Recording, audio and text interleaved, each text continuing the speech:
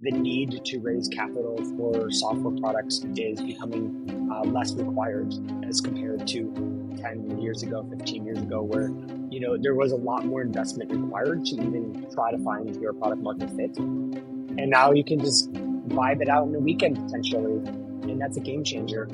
So I think there's going to be a lot more this indie hacky crowd versus the traditional VC route as time goes on. When you started out, when you first start the project, when you first had the idea for the project, is there any time in your mind that you feel like this is going to become the top 5 projects on GitHub that's a lot of developers going to love? My advice is more top level, is just... Today we have an amazing hacker, Steve Pig.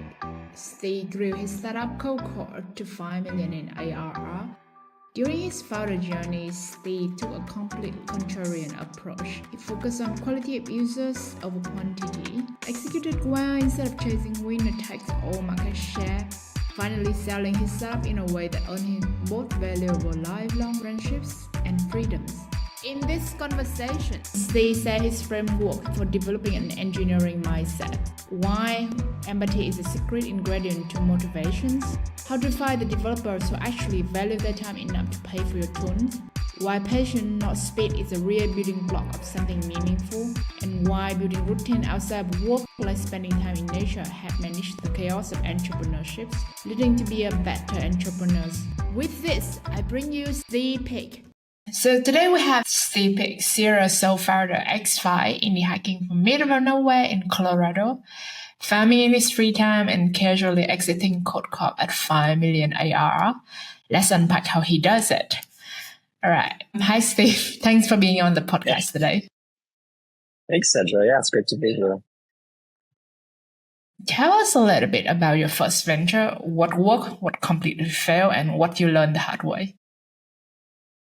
Yeah. It was a long time ago. Things were different back then. Like AI wasn't around. Building software was far more challenging, and you had to read the docs. You had to experiment a lot. But looking back, those are really challenging as compared to today. The other aspect I think that was quite challenging is the community around indie hacking and bootstrapping a company, traveling the world and working remotely like a digital nomad. Wasn't well established, and there's really much literature or community at all around it. And so that was challenging also just doing that. It was when people ask what are you doing? Oh, I'm working on my computer. That's weird. And now it's becoming far more normalized.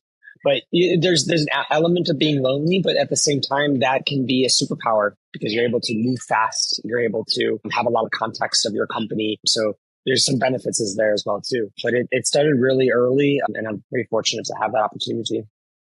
During those very challenging times when you don't have as many like AI have, and you had to rely on documentations, what keeps you pumped up, motivated to wake up every day, staring at the code and then solve the problems? Yeah. I mean, it's lucky for me, I kind of solve my own problems. That's a big theme of the work that I've done through my career is I find a problem for myself and try to solve that. And I obsess over it. So the challenges are quite self-serving in that way, but there's a lot of customers and people that also experience the same issues that I do. So the motivation really comes from having the empathy within myself and for others to overcome the challenges the product will eventually solve for them as well too. And there's something beautiful about engineering. I think people are experiencing that today as well too with a lot of vibe coding and AI. Is that there's that dopamine hit. There's that energy that you get from solving a problem. And one of the most beautiful things I do love about software in general is this ability to come into a problem, you find a solution and fix it, and you get then such an immediate feedback loop of that process. There's a lot of things outside of software that feedback loop is a lot longer or not as possible, perhaps. And, for example, if you're building a house, there might be little victories here and there, but the actual overall home takes quite a lot of time and effort and to get through. But nowadays you can do software in an afternoon. And so you have a lot of opportunity for that excitement. And so that was spread out in my early career. And now it's an everyday occurrence, even if every moment's occurrence of getting that positive excitement for what you're building. Is there any moment that you go to bed and then wake up and you dread thinking about the technical bugs you had to go through in the morning? Is there any moment like that?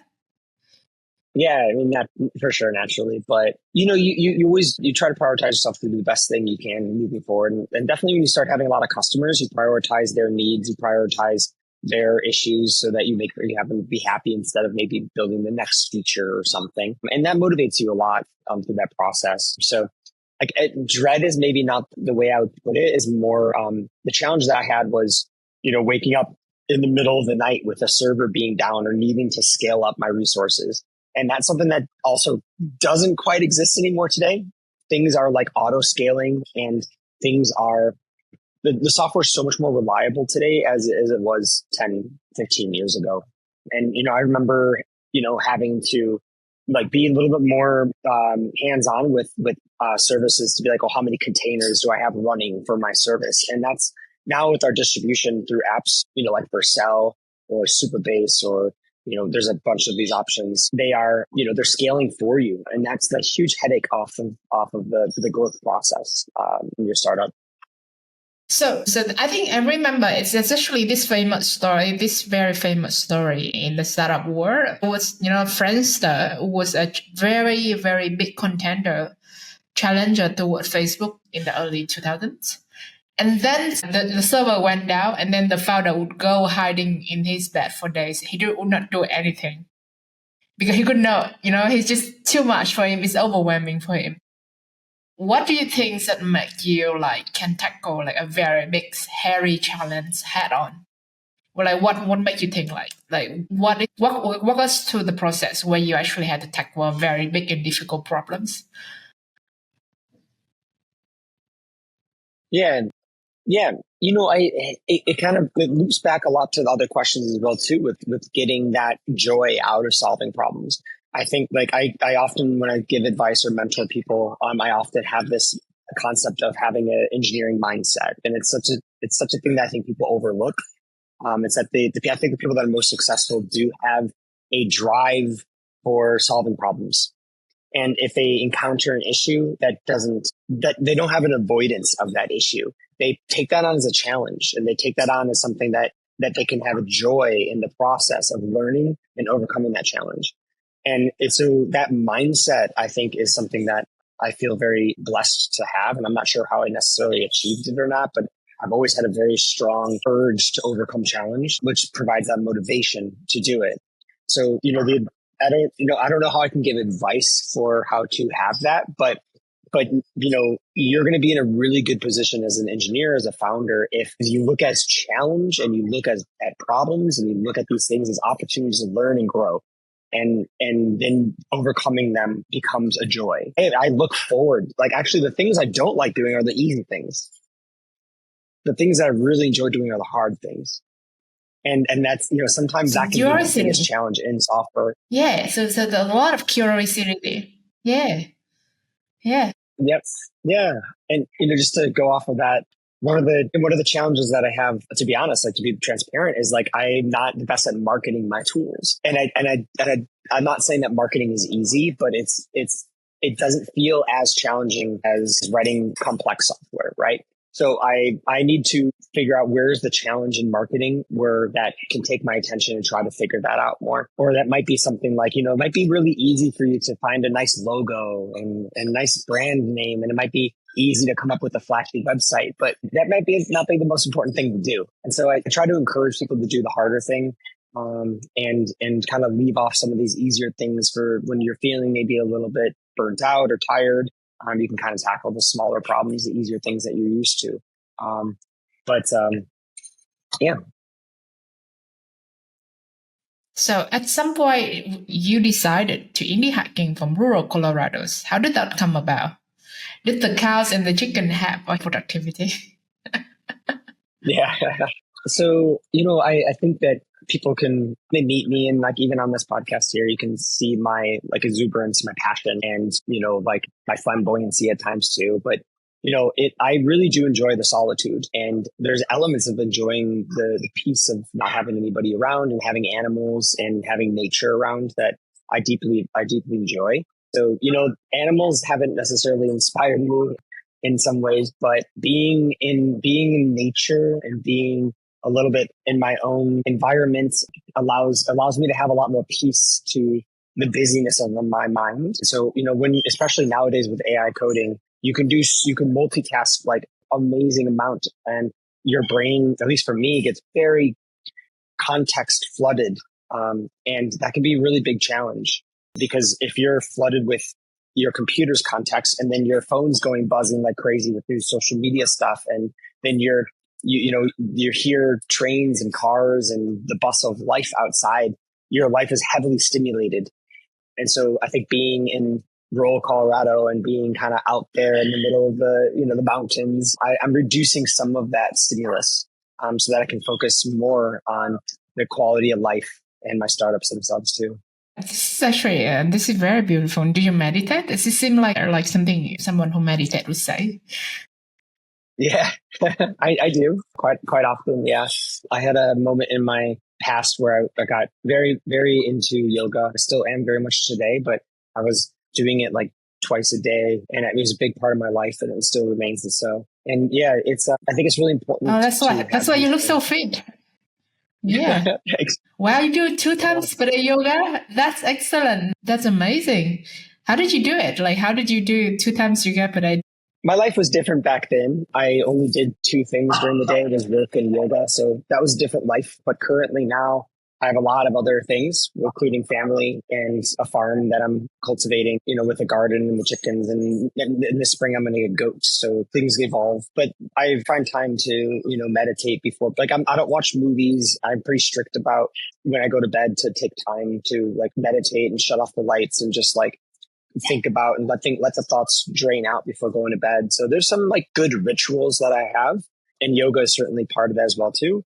I'm like a casual yoga instructor as well too, just for fun. It's not something that I usually advertise or anything, but I just enjoy it a lot. And I think the art of yoga and the movement of the meditation itself has profound impacts on my life, and I'm hoping to share that with others as well too. So a lot of people have problem with discipline of going to bed and meditate before bed, because like what happened is at night the amygdala, the lizard brain in our brains actually make us very anxious to follow this routine. What do you do differently to keep this kind of discipline? Yeah. I mean, it's hard to answer that question because my intuition was more just time and being patient with that practice. It's something that you just can't do overnight, and you really have to believe that this is a valuable thing for you. And now I seek out opportunities for solitude, and that brings me the most joy. I mean, I'm still happy to go out and have some drinks with some friends and dance like crazy. Like we did that last night at the end of a residency group, and it was a lot of fun. So I could still have even my voice is a little bit shot from having so much fun last night. So, there's still room for that in my life. But at the same time, I've come to a place now where I seek out the solitude and I seek out the moments of calmness. Even to the music that I listen to is a lot of like instrumental nature sounds, like birds or flutes, and, yoga chanting or something. I don't really listen to music that is heavily stimulating. I listen to music that has a very calming effect. And so there's like little things in life that could resonate with people, but it's habits. Habits is the biggest thing. There's this beautiful book called Atomic Habits. It definitely made a big impact on my life as well too. But it's this idea that like it's the little things that we do to build up to the bigger things. So there's no silver bullet here, but, start doing small things and build those habits of doing the small things to achieve very large goals over time. That's very nice. I remember Melanie Perkins, the founder of Canva, say something very similar. Like you have to master the tiniest step.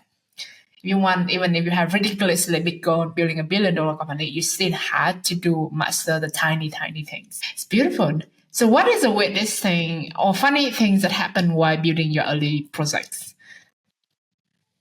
Yeah, some funny things. Oh my, the thing that comes to mind is I created this sticker for the company, and it kind of looked a lot like me on accident. I didn't know this, but it had the glasses, and I at the time I was wearing glasses a lot, and I kind of had this like big smile and this like thumbs up, and it was really funny. So I was at a cafe, and this is when it was indie hacking, just traveling around, and I'm sitting there working, and someone comes up to me and they're like, I don't remember exactly. This is a long time. It was like over 10 years ago. But they come up to me and they said something like that sticker looks like you. And I was like, what are you talking about? And then I fold my laptop down and I see it and I was like, oh, I didn't even notice the thing that I created is like an impersonation of me. Like the sticker itself is this like little gremlin with a big smile and glasses. I took a photo. I'm just like, yeah.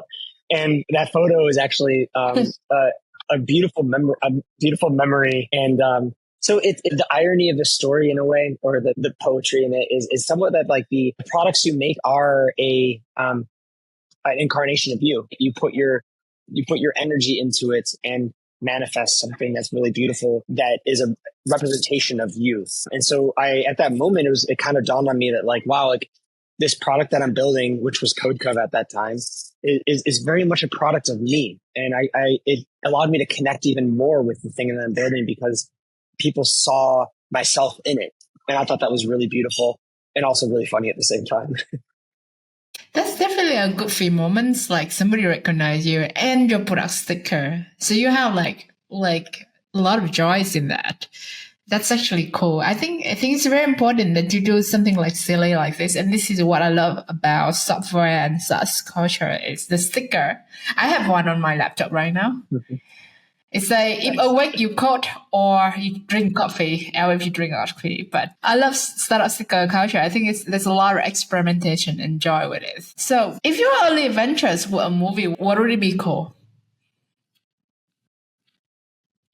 Mine. So it's an interesting question because a lot of what we just talked about was yoga and calm and all these beautiful things. But, to kind of flip that narrative, like there's a good 8 years of my life building startups that was just, it felt like an avalanche in so many ways. So it could be like the movie probably for me was feeling like some, Red Bull style commercial where someone's going down this crazy slope on skis and a snowball's like racing after them and gonna crush them at any moment. And this is true for the experience I had in many ways. The excitement of that snowball rolling down the hill is a motivation as well as a anxiety, because you just got more customers, you got more things, you got more support tickets, and it's overwhelming sometimes. At the same time, it's exciting and validating as you growing the company with the loved customers you have, the revenue to encourage you, and the opportunity for growth.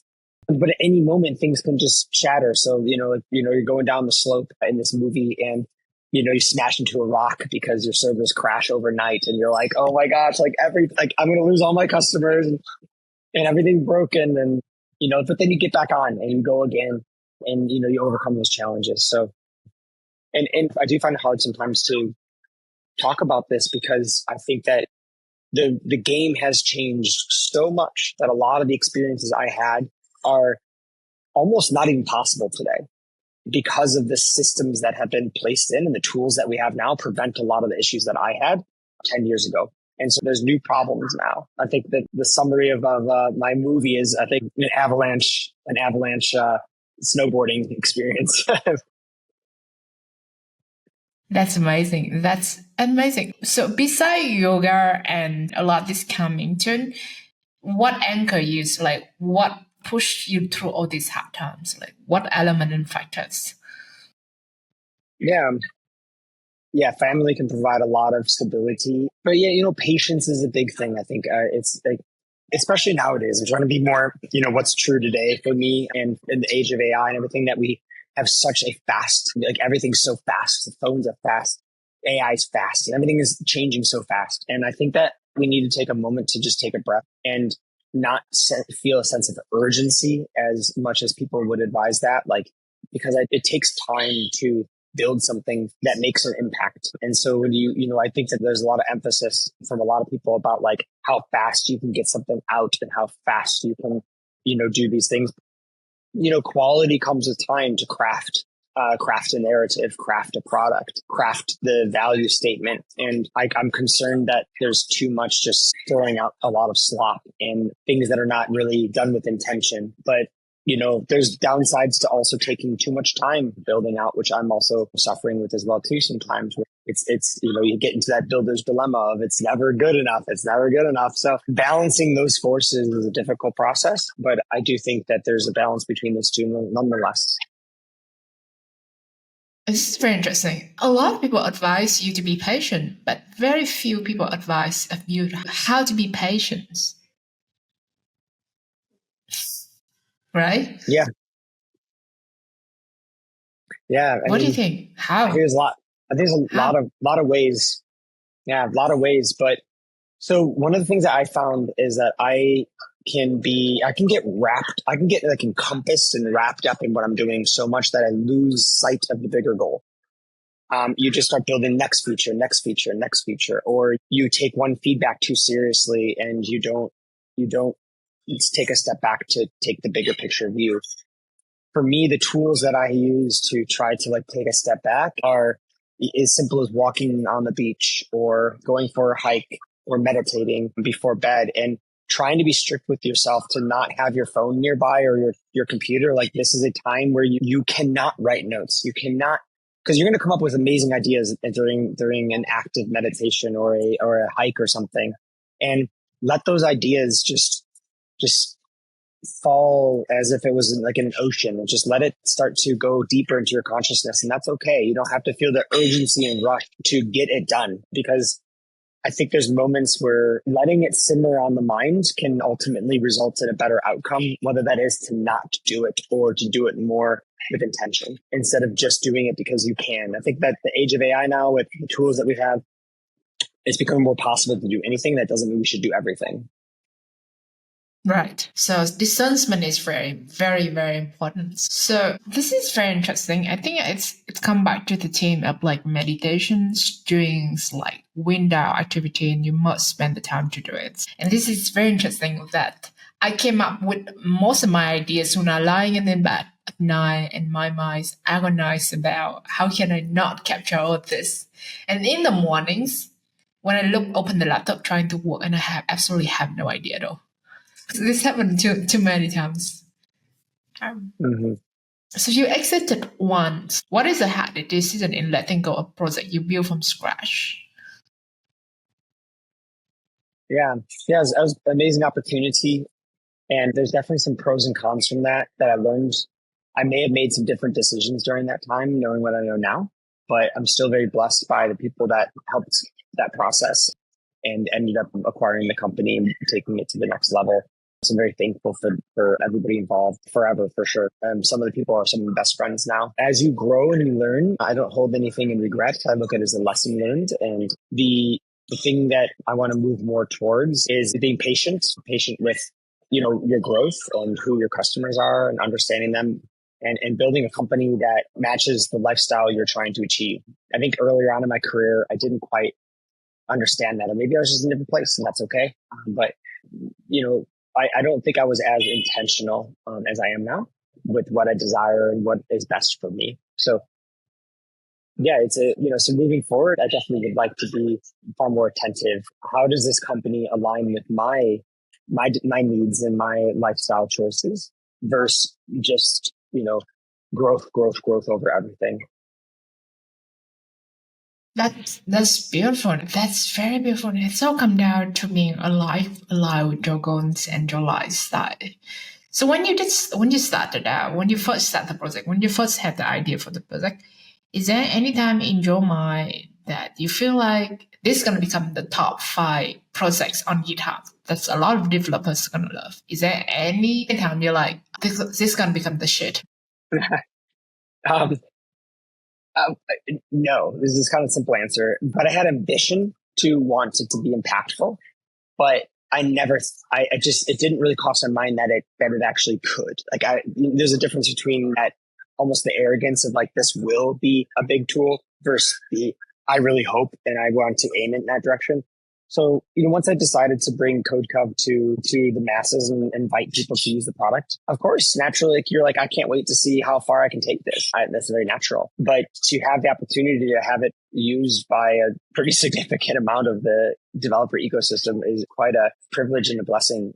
And it shocked me that how well it did, and shocked me at how well it was received. And yeah, it was kind of wild, to be honest. Like, it's a product that I built for myself because I had a problem, and little did I know that so many people also had the same problem, and it just kind of took off. And sometimes these things do that, and sometimes they don't. But it was the right timing at the right moment, and what I saw at that time, which is I think is a good takeaway from this, is like there were products already in the market, and there were tools already serving the kind of customers that Codecov had, and that did not discourage me because at the end of the day, there's a lot of customers, and that's growing even more now with AI. There's so many more types of engineers out there and software developers.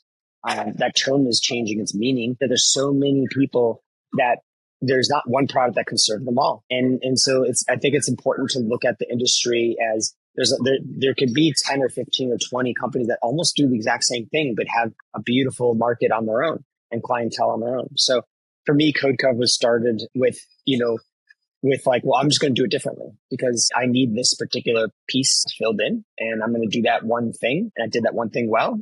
And a lot of the industry seem to have that same problem. And that's how we captured a pretty significant amount of the market. So a lot of times, like, founders start with the missions, and then along the way, you have news, you have social media. There's a million of things sidetrack you during the day. Do you meditate on your own, or do you just meditate just to let go? Yeah, for sure, on my own.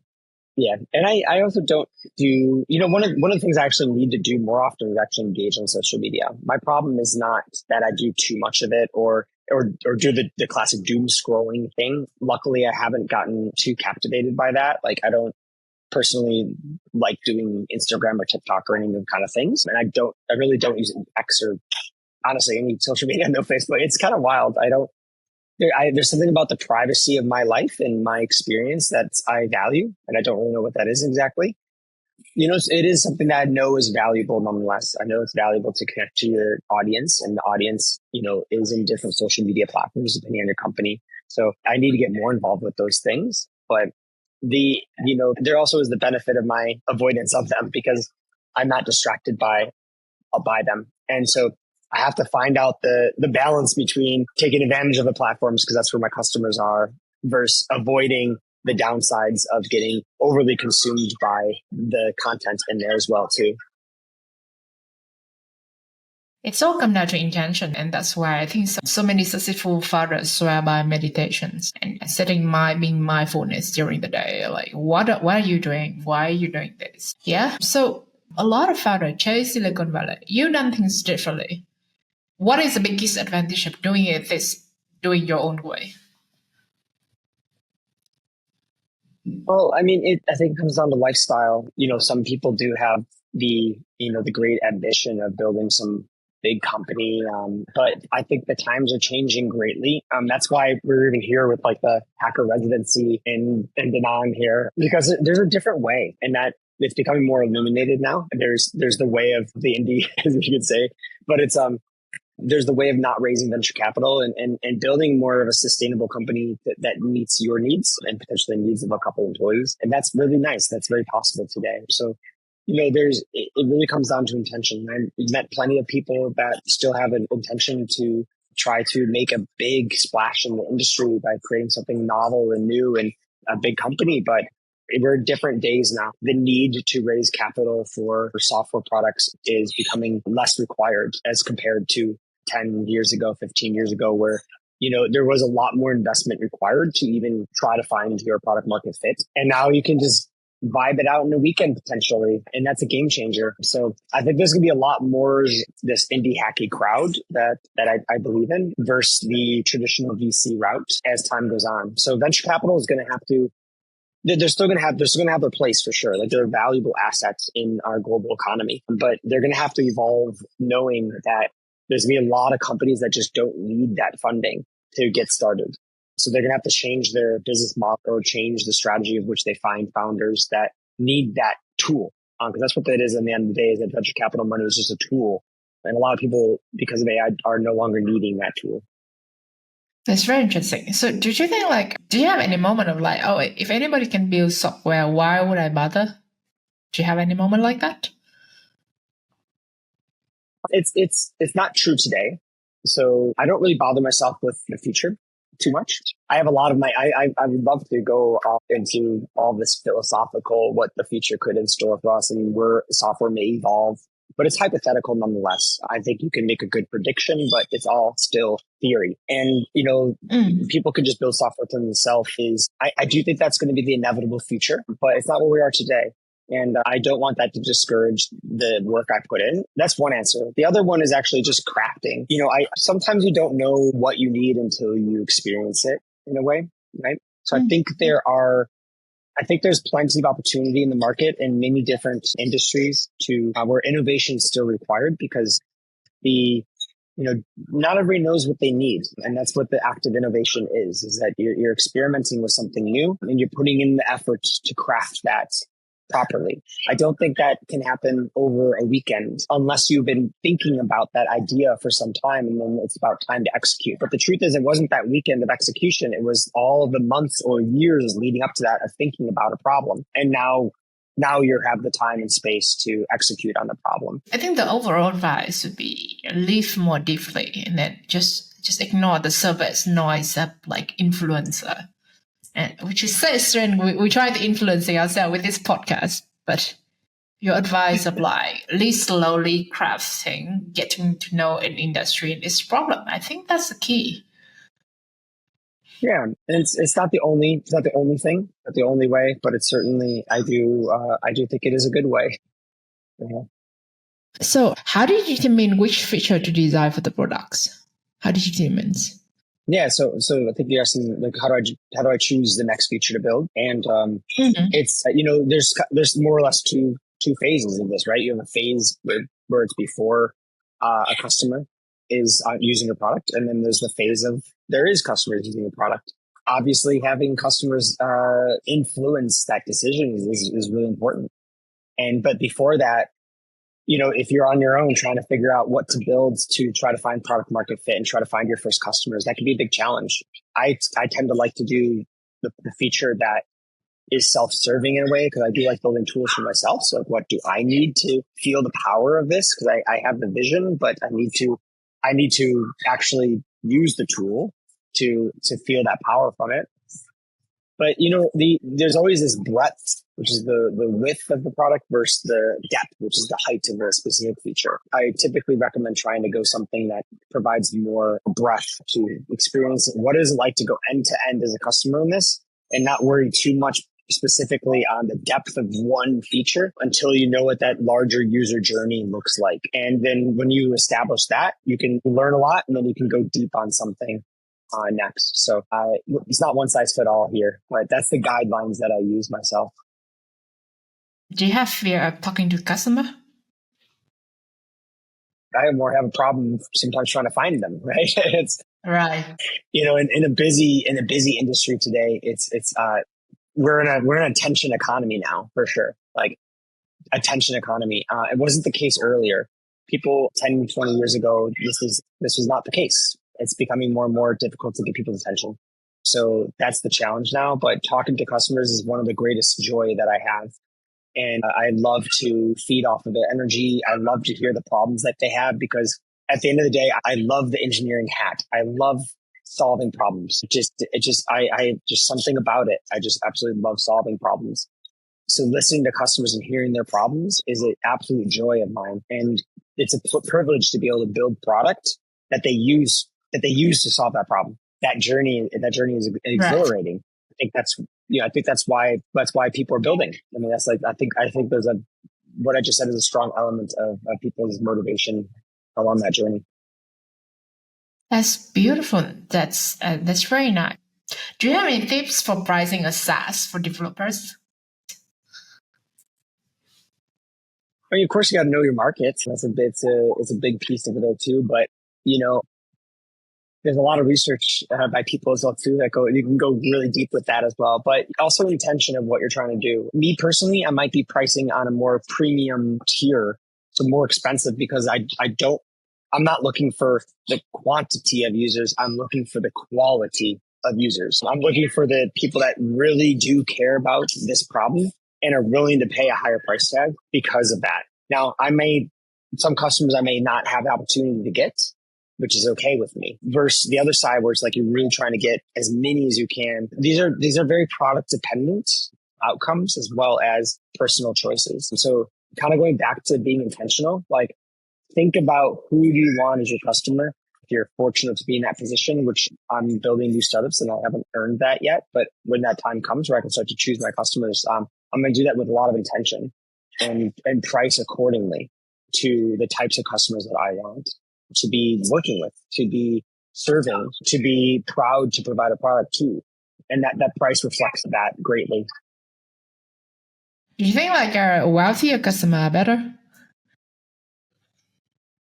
No. I don't think the wealth of the customer. It's more it's the attention economy. It's the attention of the customer. I really would like customers that see great value in the product instead of the ones that just look at it as not being. It's just kind of like an afterthought or something that's not as valuable. And this is true for a lot of things, right? Like, for example, let's take something that's completely out of my sphere of developer tools and go into like social media, like X, right? Does X want a quality of user or do they want quantity? The price might dictate that. And, they're $8 a month for their more premium X, whatever it's called. That price point may in fact be in the quantity realm.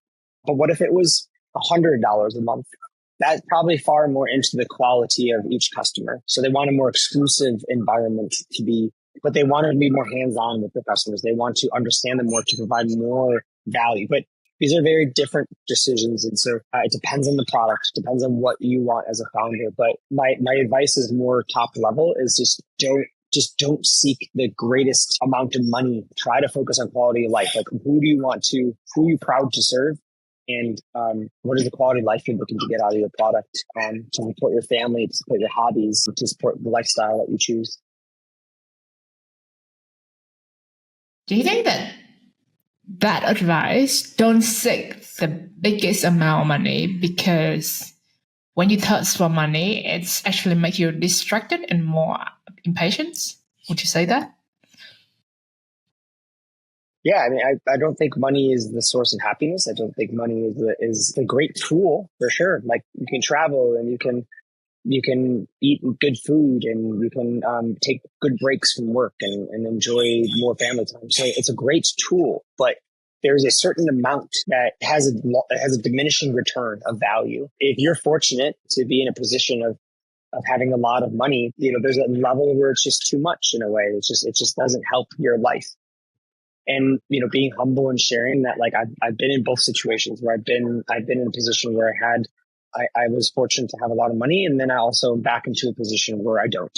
And my quality of life is better when I don't. It's not saying that the money made it worse, but I found peace, found joy in life, not relevant to the commas in the bank account or something like that, right? It is no relevance to that. What's relevant is the joy that I have with my family, the joy that I have with the time that I have on this beautiful earth, and the intention I put behind the product. So there's a certain amount of income that supports that, and anything else, it doesn't increase that relative to the amount of money that you make, right? It's really back to that intention. Like, what do you want? Because if you were saying, you know what, I'm happy making, 10K a month or 20 or 30K a month, depending on your lifestyle, then why are you building your company to make 100,000 a month or $1 million a month? Why that changes your perspective? It changes your decisions. And so again, come back to intention. I'm not saying one of these are wrong or right. I'm just saying make the decision consciously. Is that possible for you to walk us through when you lost a lot of money and then this actually make you happier? The loss of the finances were not the results of happiness, but there is I found happiness grow through my life regardless of money is kind of what I'm trying to say. So there was not a correlation in my experience where the amount of money being made changed my level of happiness. There's no correlation. It's like a lot of money, the happiness may have dropped a little bit. It may have increased a little bit, but it's like the money didn't have the impact is what I'm trying to say. And so, that's a good lesson that I've learned myself. And I hope other people can experience that as well too. And that it just doesn't matter. I get far more joy and pleasure from life by this time I spend with my family and friends and with my hobbies and with my passions of building software and doing these kind of things. The money is only a means to support those and nothing more. You have a hobby. Tell us more about it. How much time do you have? I've quite a few, but maybe the I am in Colorado in the outdoors, so I do a lot of outdoorsy stuff. I do a lot of backpacking, camping, hiking, fly fishing. I'm also into hunting too, and so I like to grow my own food, and I like to hunt my own food. I like to spend as much time as I can in nature. I'm walking, running around with my dog, just hanging out, listening to the birds, and I have a lot of hummingbirds on my property, so it's really nice to just get to know them because they have a lot of personality for sure. And just that speed of life is very calming for me, and I enjoy that. And I had a challenge finding that in a busy city, so it's a pleasure to have that now. Would you say that talking to the hummingbirds make you better developers? The hummingbirds have taught me a lesson that they are at such a level of energy. They just buzz, right? They're just buzzing with energy. And yet at the same time, they're so calm and flexible and intelligent. And, from our perspective, at first you just get this bing, bing, bing, bing, and it just flies away. And that can feel anxious, what's going on with this thing. But they have an intricate society of behavior when you observe them for a while. So it's been a pleasure to be able to experience the life of a hummingbird right outside my porch. And I have photos of them landing on my finger. At one point, I think I captured 15 hummingbirds in one photo. There's quite a few, and they're really nice to be around. They're very sweet creatures, and they've taught me some things, and I like that. So nature can bring you some joy and lessons in life, and I just love that kind of environment. Feel very connected to our earth through that, and the software doesn't end up consuming my life, and I'm thankful for that. That's beautiful. I feel like it's energizing you a lot. And then the fact that such a small, tiny creatures buzzing with life force, but also very calm and very driven in their mission too. New flowers. It's in a way they're kind of single-minded and cute. Yeah, they are. I'm not sure we did these questions, but many people fail in developer tools. They always complain that developer can build this while they pay for it. But you succeed. What do you think you do differently? I can understand that sentiment. But, at the end of the day, we need to pick a problem. And as a developer, we need to pick what we're trying to fix. So building your own tool when something already exists in the market, that's a better engineering mindset.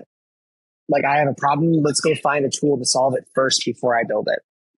Because our time is valuable. Everybody's time is valuable. And what shocks me actually sometimes is how little developers value their time.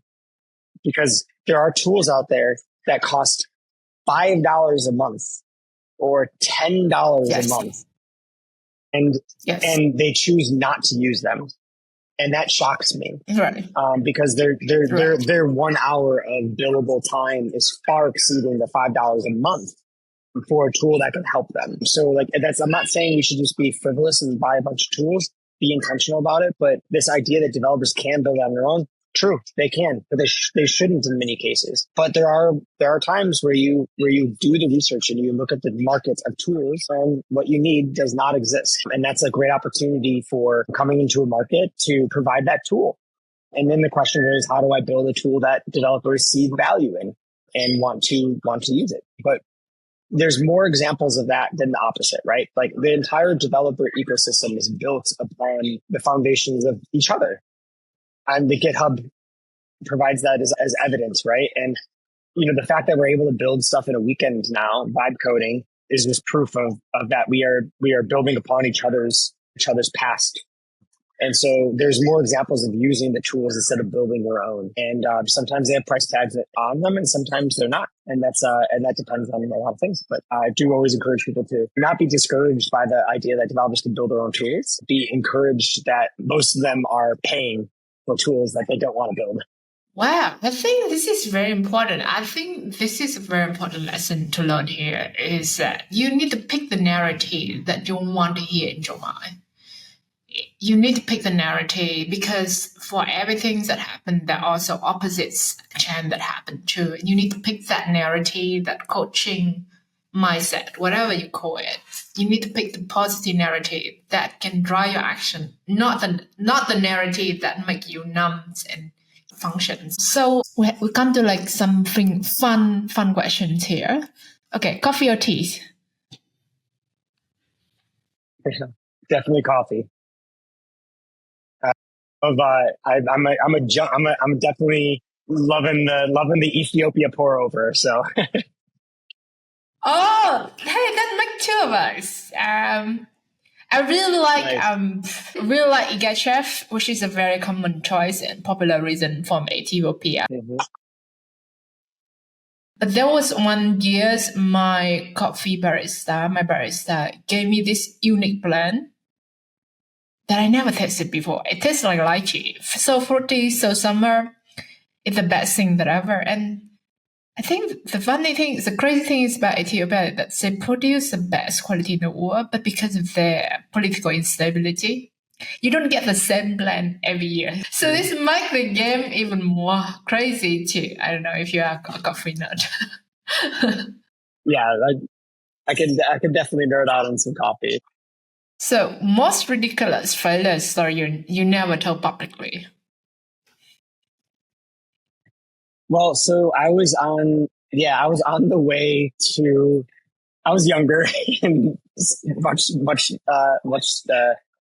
I was younger and I was in San Francisco. I was on the way to an event, like a meetup for founders and techies, and I decided to jump off the escalator. I don't know, being an idiot. And I smashed my head and fell back on the escalator and rolled down the escalator, ended up in the hospital and didn't end up going, of course. So it was kind of just like, you have these moments in life where like, why did I do that? Like it's younger me, but a funny story nonetheless.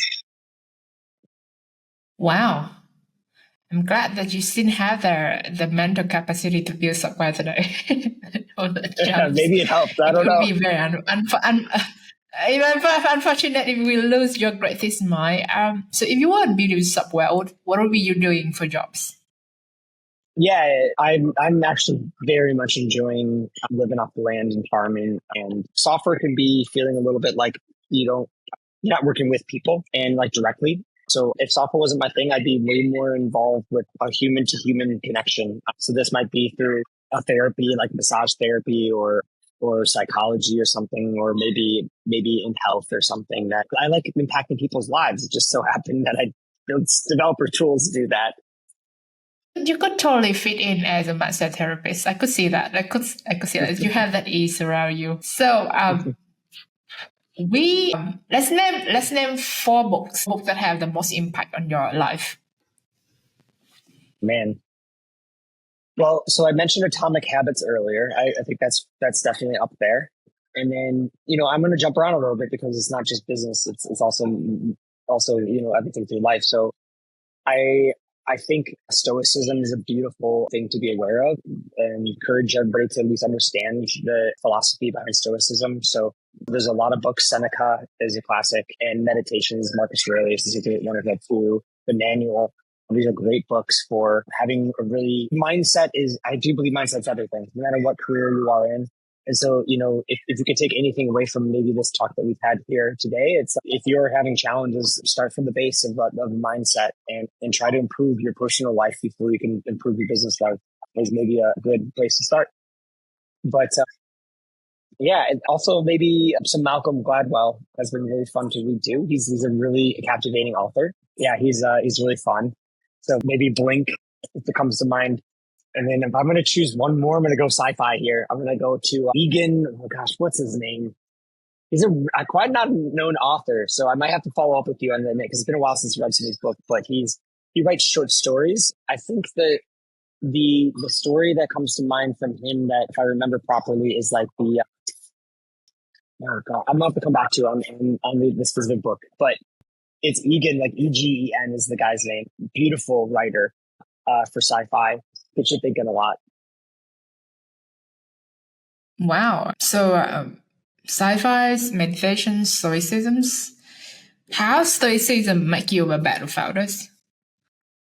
It's always a practice. Yeah, it's always a practice. I like the philosophy behind it. I don't know if I fully embody a lot of the principles fully, but I do resonate with it a lot. In ways, yes. Like I think the two biggest things that you can take off stoicism for founding is that don't let the feedback or the anxiety of your surroundings impact you, and try to be. It's a means of kind of detaching yourself a little bit in a positive way to be like, I'm not going to let these things, I'm going to try to look at them more objectively. The feelings that come, don't let those control you. It's kind of like the mentality of how that's been impactful, and being a little more inquisitive and being more observant of your reality around you. Because stoicism has a lot of like this, there's a lot to it, but there's this like act of not reacting to your environment and more observing and contemplating and having your being a very strong pillar in your own life can have a huge impact on your overall health and mind. This is very, very, very good that you say that you don't let the outer world affect your inner world, and that's going to give you way more strength, way more resilience. It's beautiful, Steve. So for indie hackers listening right now, what is one small thing they can start doing today? What do you think? For indie hackers and designers listening right now, what's one small? Sure. Oh my. Yeah. I would just find people to give feedback and talk about what you're building a lot and share. Just share. There's nothing wrong with oversharing. There's no idea that you own or have possession over. And you're only going to benefit by sharing ideas with others to bounce off of. And also, you know what, like this leads me to maybe the more important one is that from my experience, the indie community and that indie hacking community is really eager to help. They're really excited to share their journey. They're excited to share their ideas. They're excited to share technologies they're using. So do not be shy to ask for help. Do not be shy to share your ideas and get feedback. Do not be shy to reach out to even the most influential people in this industry. Reach out to them and learn their story, ask questions, share your story, because I do genuinely see and experience the eagerness to connect with one another. And so being shy and not being open to share is holding some people back, because this is a really amazing community that I'm so privileged to be part of. That's beautiful. This is very, very insightful. I think this comes once a note is that I'm generally surprised at how supportive this community is. Like generally surprised. There's no click. There's no like status game. Everybody just like generally just like telling you what to do. Like telling you what to do, giving you feedback. And we're all coming from different places. This month, being out here in Da Nang, I've experienced that there's people that are so new, like this week new in their journey. And then you're talking to an engineer that's been around for 20 years. And there's eagerness to collaborate. There's eagerness to share ideas. That's so unique, that the gap between these experiences being new and vintage, and that there's still so much in common. There's so much joy and passion between those things. So don't let your journey, however new it may be, and don't ever feel like that you're just too immature in your journey, or don't ever feel like you don't know how to do it, or you're a bad engineer. Like forget all that, because no matter who you are, we want to help. And there's always something to learn from people that are just brand new to people that are, as I said, vintage. I like this. I might use this more often, this vintage model of engineer. Vintage founder, vintage builder. Yeah. Vintage founder. That's a good one. Yeah. That's very old term. Wow, this is an amazing conversation. Thank you so much for coming here today. It's been nice. Thank you, Sandra. I think it's beautiful now. I think it's beautiful now. I'll share this with the indie building community, but also the designer communities. What we take here from here is one of very important thing is that the personality, just personal life really affects, impact how you work. And then the mindset is very important for what you are building. Okay. Absolutely. Yeah. And I encourage anybody to reach out to me on X or any other platform they can find me on. I'm more than happy to share more and also help them along their journey. So actually, our question here is, we might have to cut this one, but how our listener could be useful to you? How our listener could be useful? Yeah. Everybody at all different stages of their life and career have a beautiful story to tell, and there's opportunity to learn through that. And by no means am I in a position to believe that I know better than anybody else. I think I've learned even some strategies of building from someone that just started. And so my encouragement here is just like, I'm very intrigued also by what I can learn from you too, as much as you can learn from me. So I see everybody as an equal in this experience, and how fast the industry is moving right now it's an experiment nonetheless as well too. So we're all trying to do this together, figuring this out together. And I'm just very encouraged and excited to hear your story and to learn from you how to better myself personally, as well as what I do in software. So, if I can return the favor, that'd be a blessing. That's beautiful. And that's a wrap up for today's episode. Thank you so much, Steve, for being here. Thank you. Thank you so much for listening. If you found this useful, you can subscribe to our show on Spotify, Apple Podcasts, or your podcast of choice. Please give us a rating or a review because it will help us produce more useful content. You can find more episodes and learn more about the show at sandrasletter.com. See you in the next episode.